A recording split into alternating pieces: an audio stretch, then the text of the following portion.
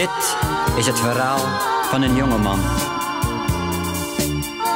die vele jaren onschuldig in de gevangenis heeft doorgebracht en door de kortzichtigheid van veel mensen alles verloor wat hem zo dierbaar was.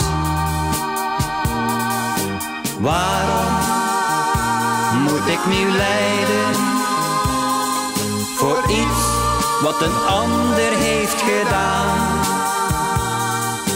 Waarom wil men niet geloven dat ik niets heb misdaan? Het was die avond stil op straat. In een steeg achter een poort lag een meisje.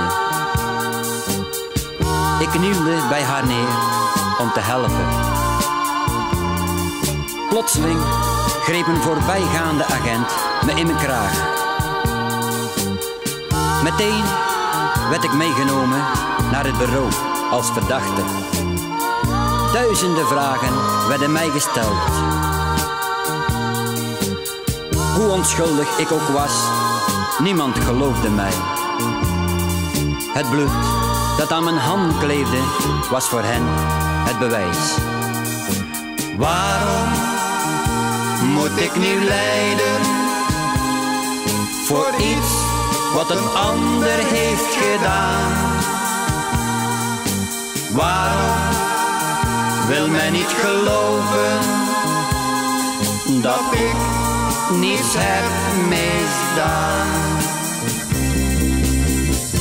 Maar ook mijn meisje liet mij in de steek. Slechts eenmaal kwam ze naar me toe om voorgoed afscheid te nemen.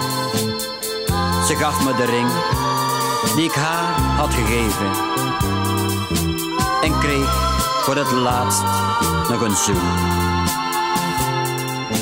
Waarom moet ik nu lijden voor iets wat een ander heeft gedaan?